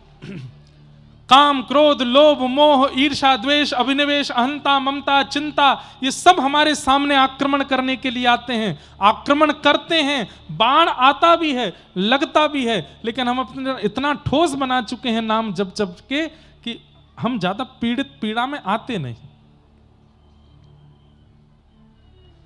हमें हजारों लोग सुन रहे हैं, हजारों लोग हमारे भजन गा रहे हैं, कीर्तन गा रहे हैं, इतनी प्रसिद्धि दे रहे हैं संसार के लोग। इसका मतलब ये नहीं है कि अप्रसिद्धि नहीं है, बहुत हो रही है। लेकिन हाँ, ठाकुर जी की कृपा से पीड़ा नहीं है। ठाकुर जी की कृपा से उन लोगों के द्वारा कुछ भी कहने या उत्पीड़ना करने पर मन विचलित नहीं होता। क्यों? कथा किस लिए कर रहे हैं फिर? प्रवचन किस लिए कर रहे हैं फिर? मुझे कहना नहीं चाहिए, कुछ दिन पहले एक कथा कहने वाली एक बहन जी ने कुछ गलत किया। अब हुआ क्या ये नहीं पता उनके साथ में। अब ये हो गया कि स्वाभाविक उनकी मृत्यु हुई कि उन्होंने खुद कुछ किया। भगवान उन्हें अपने चरणों में वास दें।